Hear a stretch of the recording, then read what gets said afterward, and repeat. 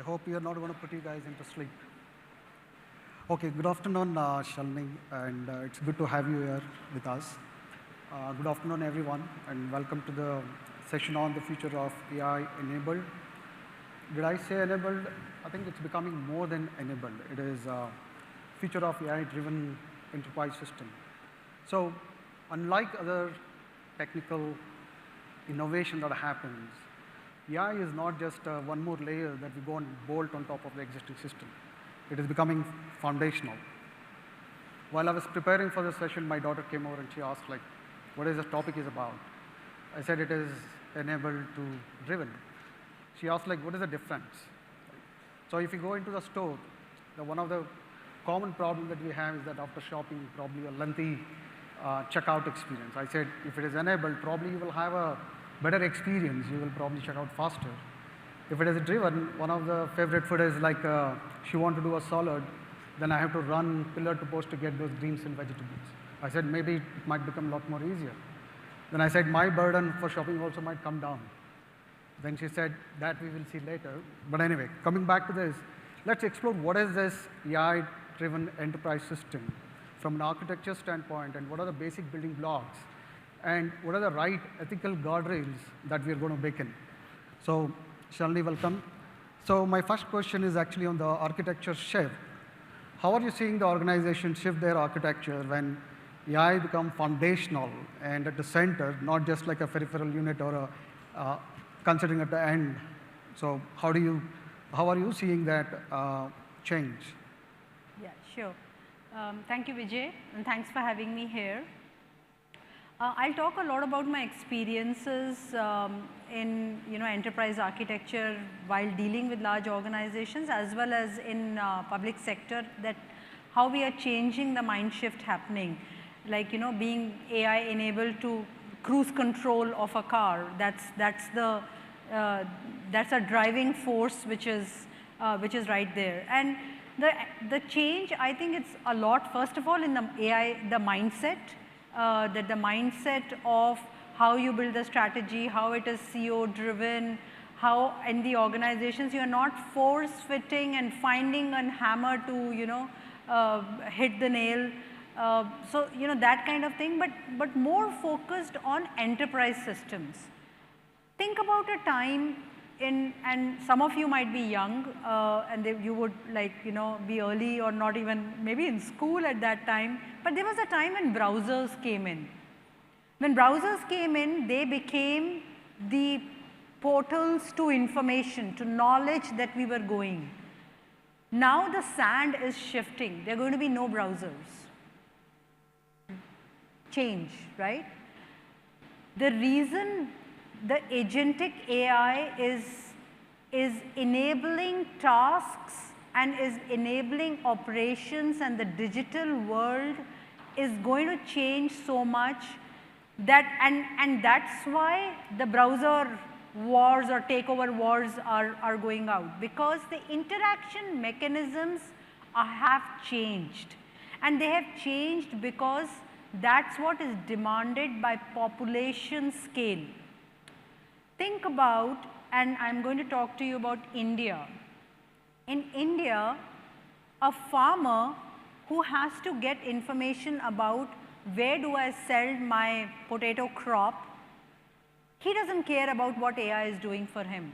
He doesn't care about how AI interacts with him. But he needs the information, and if he needs that information, he is going to do it over voice, maybe in Marathi or in Gujarati. He's not going to go on a browser and make a big prompt, and all the work that we as developers do on prompt engineering. The voice interaction mechanism is changing, and because of that, the entire architecture that you have to think is changing. How you interact through voice or through prompts which are in 22 different languages. How do you enable a question in which a farmer doesn't say which crop do I grow. Farmer says I'm growing this crop. Why What is the issue? He doesn't even know how to frame the question. So it is conversational, it is multi-language, it is an interaction which needs an answer in one go because the patience is limited, and hence the architecture has to be in a manner where you cannot take old information systems and have a RAG architecture in front of it. It has to be in real time with multiple databases, say 160 databases working in tandem to give an answer for which you need to have the right, not an API based architecture, but right model context protocol servers existing and being able to scale, where you do not give the responsibility of an answer only to an LLM, because your answer is hidden into the database systems, and you need to understand the schema of those multiple databases in real time to be able to get the answers. So a lot of architecture decisions which are down the line in the stack are getting impacted just because the demands of the population scale and of multi-language and of inclusivity of different people has changed. So the architectural stacks which are going to get created, you have to think of them as AI native. As AI native, because you cannot force fit a new architecture, a RAG architecture working on old APIs and then force fitting a different stack onto it. You have to think about the interaction mechanism. You have to go back and then figure out that how structured information can be brought together in the least amount of time, and what are the changes that we need to bring in. Can we delegate all the responsibilities to an LLM, or can we do an LLM ops, which is that use the LLM for the answer, and this is similar to cloud ops, right, where you would use and you can switch between multi-clouds based on where your processing is faster or better or cheaper. And similarly, you have to bring in the concept of multi-models, models for the answer that you want to use, models for the right question which you need to surface. So the entire stack gets changed, and this is a time where multi-strategies at every level are working. So, and that's the the dilemma we are in, what to choose and what not to choose, because we are all experimenting in this whole AI world. But the right strategy would be to keep the interaction mechanism in mind and then ensure that you get the right answer. So that's the architectural change happening. Yeah. So thanks, Shalini. So you covered quite a few bit on the basic building blocks. So I'll just ask one question: which of this becoming hardest to solve to get it right? So which area is it on the data side, is on the orchestration or the model governance? Which area you think it's harder to solve it? Yeah. So I think there are two sides which are, and especially for large citizen scale systems, like if you are building national platforms or things being accessed by a bunch of, a large number of scalability. First of all is the data, right? I mean, there was a journey when the whole the data was brought together. But see, we are putting too much responsibility on LLMs, and we are expecting them to come with answers, and a lot of focus is going on the training part of it. But I think the focus needs to shift off. The databases will exist, structured and unstructured information will exist, but how we can mine the information in a faster manner and make them available. So newer protocols like the model context or agent to agent architectures and working in these spaces to unlock the data. And some of the data is proprietary, some of the data is logged, some of the data is not available or is mined only for analytics.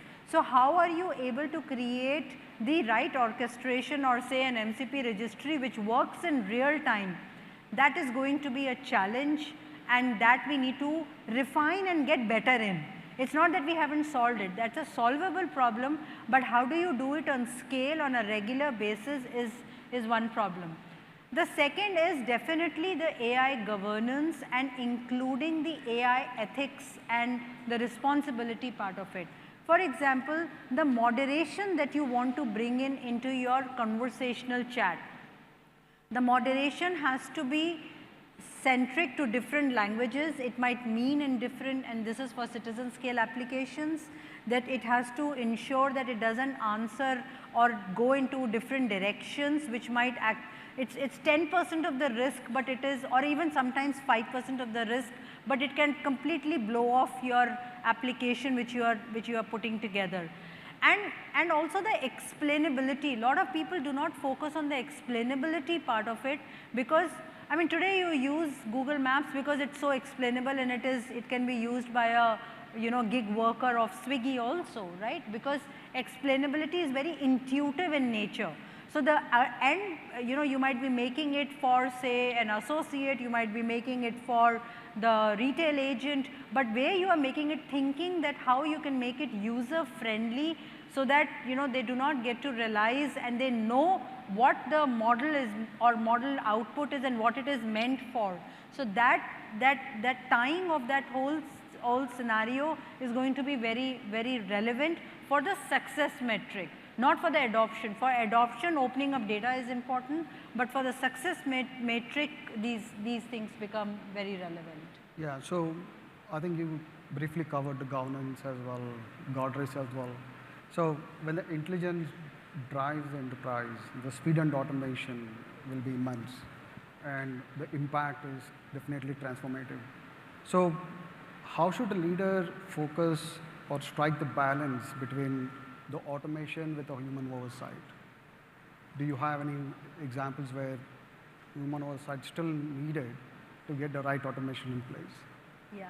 So see, human oversight does happen, and the human AI combination is going to give many more of these ethical questions which will be coming forward.